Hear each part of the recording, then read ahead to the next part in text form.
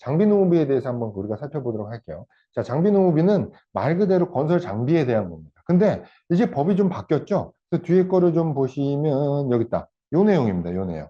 자, 우리가 건설 장비는 두 가지로 나누면 돼요. 건설 27종, 그리고 플러스 알파, 화물, 스카이, 카고, 탈수차, 현장에 들어오는 뭐 이런 장비 같은 것들, 27종은 그냥 쭉 건설 장비로 보면 되고, 이 플러스 알파는 언제부터? 23년 여기 나와 있는 대로 7월 1일부터 장비대로 들어가는 거예요. 그래서 보험료 신고서에도 보면 우리가 여기 건설 기계가 있고 건설 화물이 이렇게 나눠져 있어요. 건설 기계는 27종을 얘기하는 거고 건설 화물은 플러스 알파를 얘기하는 거예요. 그러니까 플러스 알파는 7월 1일부터 해당이 되는 거니까 이렇게 그 동안에 해당된 임금만 여기 넣으세요라고 하는 거지. 건설 장비는 1년 내내 27종 쓴 거 여기 다 넣으세요. 이 의미입니다.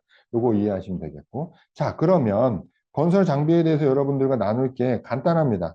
어렵게 생각하시면 안 돼요. 간단하게 얘기해야 풀려, 이 문제는. 그러니까 어떤 걸 말씀드리고 싶으시냐? 건설 장비는 두 가지로 나눌 수가 있어요. 그냥 장비 계산서. 방법이 두 가지예요. 곱하기 30%. 이게 뭔 뜻이에요? 노무 비율.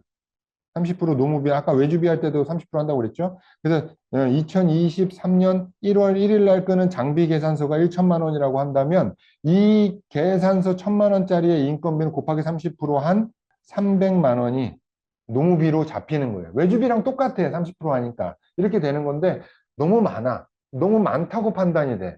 어우, 씨, 운전사 혼자 뭐 왔다 갔다 하는데 무슨 이거 하루 이틀밖에 움직이지 않은 건데 무슨 300만 원이나 잡아. 이렇게 얘기할 수도 있잖아요. 그래서 공단은 아까도 제가 초장에 말씀드렸지만 가장 메인 핵심은 뭐라고 했어요? 실제 투입된 인건비를 산정하는 게 핵심이라고 그랬잖아요.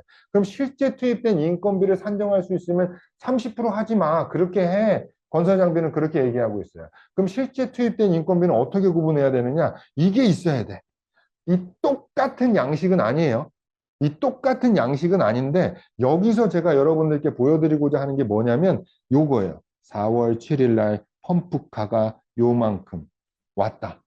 4월 21일, 4월 22일 세금계산서 금액은 총 440만 원짜리예요.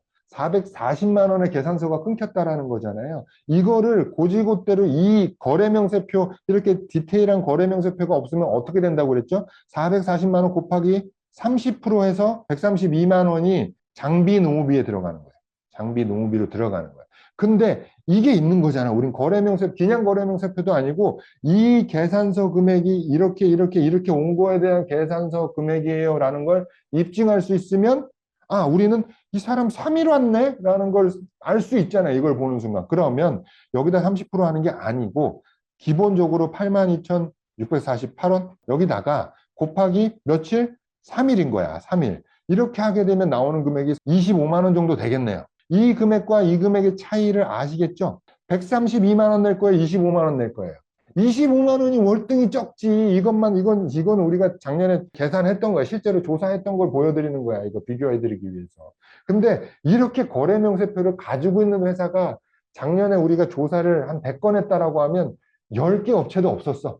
근데 그 10개 업체도 전체 거래명세표가 있는 게 아니고 있는 거 있고 없는 거 있더라. 있는 건 이런 식으로 해서 공단 판단에 440만 원 곱하기 30%에서 인건비 보수총액이 132만 원이 될 걸 이거 한 장 있는 걸로 인해서 25만 원으로 4분의 1 가격을 확 줄었는데 이게 없으면 130만 원 내셔야 된다. 어쩔 수 없어. 이게 국률이야. 근데 이 얘기가 나올 때마다 저한테 얘기하시는 게 있어. 너무 복잡하게 깊게 들어가지 마. 우리가 이비직 신고를 안 했어요. 뭘 안 했어요. 고용보험 신고를 안 했어요. 이런 거 묻지도 마. 여기선 전혀 상관없어요. 일부 교과서만 읽은 분들이 그 얘기하는 거야. 실무에서 조사가 나왔을 때 그거 있으면 좋지. 근데 이비직 신고 해놨다고 해서 이 거래명세표 안 볼 것 같아? 다 봐. 어차피 이거는 봐야 돼. 그럼 반대로 이비직 신고를 안 했는데 거래명세표는 있어. 괜찮아. 이렇게 인정을 해줘요. 이렇게 인정을 해줘. 그러니까 중요한 건 뭐다? 거래명세표. 혹은 차량 출입일지 이런 것들. 이렇게 이해하시면 되는 거예요. 거래명세표가 있는 거와 없는 거. 거래명세서라고도 하고 혹은 차량 출입일지라고도 하고 제목이 중요한 게 아니고 예를 들어 이게 이제 매입장인데요. 우리가 지게차를 썼잖아요. 이 세금계산서가 있잖아. 요 장비대라든지 이런 걸 썼어요. 이렇게 썼어요. 그러면 우리가 이 계산서 3월 31일 날 끊은 거에 대한 내역서의 차대 번호와 아까처럼 이렇게 입증할 수 있는 거. 여기는 제가 이제 개인정보를 해서 가려놨지만 여기 차대 번호와 이런 게 다 들어가 있어. 여기도 마찬가지로 이런 게 다 들어가 있잖아요. 제가 가려놓은 데다가. 들어가 있거든요, 여기.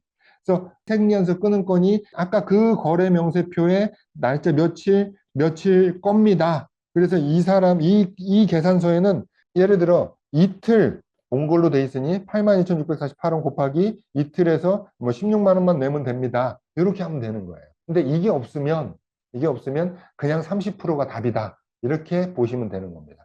그러면 전체가 다 있어야 되나요? 아니, 외주비는 전체가 다 있어야 되는데, 이거 좀 이따 말씀드릴 건데, 이 장비 때는 있는 거는 인정, 없는 거는 불인정. 뭐, 이렇게 개별 사안으로 가더라. 이렇게 인정하시면 됩니다. 그러니까 장비 사용료에 대해서 복잡하게 생각하지 마세요. 자, 장비 사용료에 대해서 여러분들이 알고 계셔야 될 거 두 가지로 정리해 드립니다. 첫 번째, 날짜. 2023년 7월 1일 이후는 현장에 출입하는 제가 가장 많은 장비를 예를 든 거예요. 스카이, 카고, 이런 것들. 그리고 살수차, 이런 것들 전부 다 건설 장비에 포함되더라. 23년 7월 1일 이후 계산서 끊긴 거에 대해서는 인정되더라. 건설기계 27종, 2023년 1월 1일부터 쭉은 12월 31일까지는 건설기계 27종은 다 해당된다.